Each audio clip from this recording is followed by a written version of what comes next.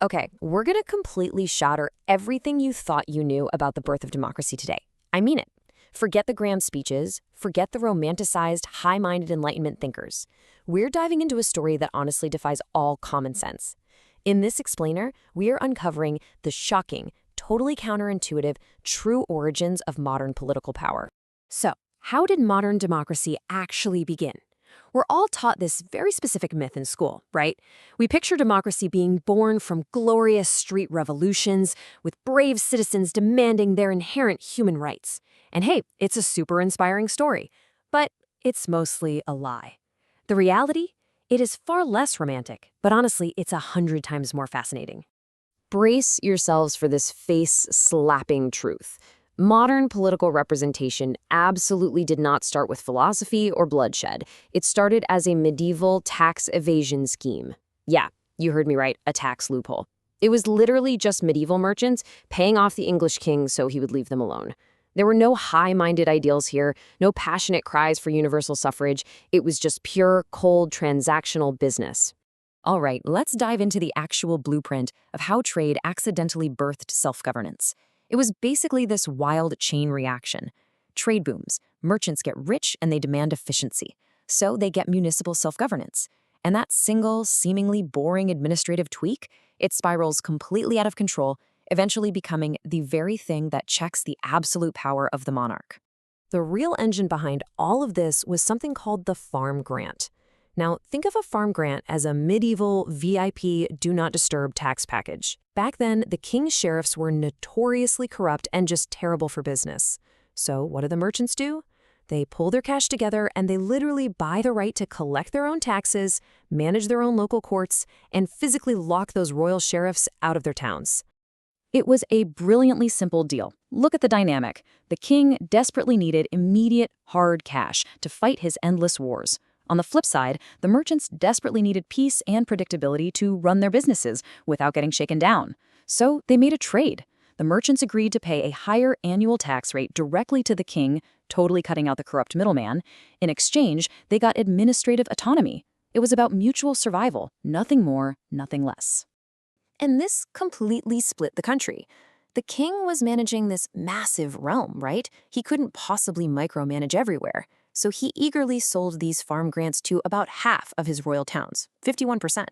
But local lords? They controlled much smaller territories. They lived right down the road from their towns. They wanted absolute control, so they sold almost zero farm grants, less than 4%.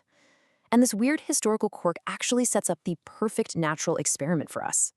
But here is where the king's brilliant little cash grab spectacularly backfires. You see, ordinary taxes were fixed, but extraordinary taxes, those were massive wealth taxes that the king only called up when he needed to fund a war.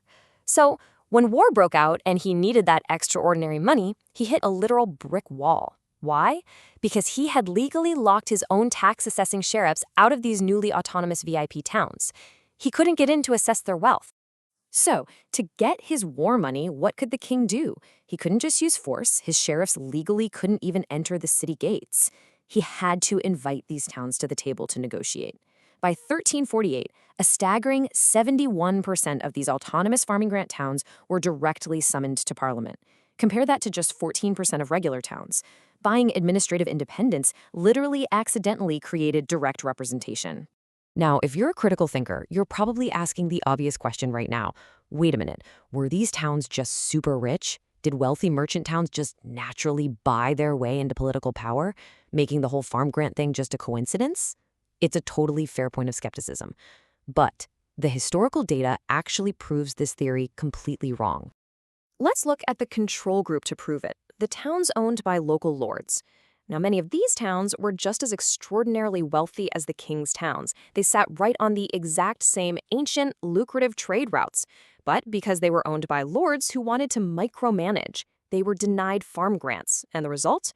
Despite all their massive wealth, Parliament completely ignored them. The data proves it definitively. It was not about the money. Wealth alone bought you absolutely nothing. It was the administrative autonomy that forced the king's hand. Think about it. If you didn't have a farm grant, the king's men could still just walk right into your town and take your money. He had zero reason to negotiate with you in parliament. Simply put, no farm grant meant no seat at the table. Period. And this sets off a crazy 600-year butterfly effect.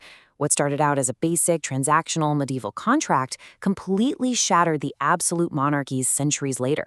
Because once these towns got a taste of independent courts and local voting rights, they fiercely protected them against a crown that was constantly trying to claw its power back. Which brings us to the ultimate showdown, the English Civil War in 1642. The king tries to bypass Parliament entirely. And how do those ancient farm grant towns respond? A massive 23% of them raise volunteer armies to fight the king. That's compared to barely 2% of regular towns. They literally put their lives on the line for this. But again, let's not romanticize this. Actually, we really need to be clear here. They didn't go to war against the king for some abstract, poetic philosophy of liberty. They fought because a strong parliament was literally the only shield protecting their ancient, highly profitable business liberties. They needed to stop the crown from meddling in their local elections and ruining their sweet tax setups. They fought to keep the king dependent on them. Fast forward to the 19th century. Parliament is an absolute corrupt mess. Rich lords are literally buying seats in what were called rotten boroughs. But what about our ancient farm grant towns? Well, for hundreds of years, they had maintained independent, broad, open elections run by commercial elites. They were basically these sturdy democratic fortresses floating in a complete sea of corruption. So, when the Great Reform Act of 1832 was proposed to finally smash this corrupt system, it was these ancient, autonomous towns that aggressively pushed it through. The data shows they voted for it at vastly higher rates than non-farm grant towns. A medieval tax loophole from centuries ago directly drove the democratization of the industrial age. It's wild. All right, let's hit pause for a second. We need to tear down our own perfect narrative here. As critical thinkers, we can't just accept a clean, magical story without poking holes in it. Is this historical data absolutely bulletproof? Does it perfectly, flawlessly prove cause and effect without a shadow of a doubt? We have to be brutally honest about the academic blind spots. First off, farm grants were not randomly assigned in a controlled laboratory, right? There is also massive survivor bias at play. We are literally only looking at the medieval records that somehow didn't burn down or rot away over 800 years. And most importantly, we can never truly know the king's unobservable, hidden political motives for granting these specific charters in the first place. But you know what? Even with those historical flaws, the undeniable takeaway of this explainer remains staggering. When you hold actual on-the-ground administrative power, when you control the local taxes and the courts, it ultimately forces political representation at the very top. The king simply couldn't ignore the people holding the keys to his own treasury. So, I want to leave you with this final, provocative thought.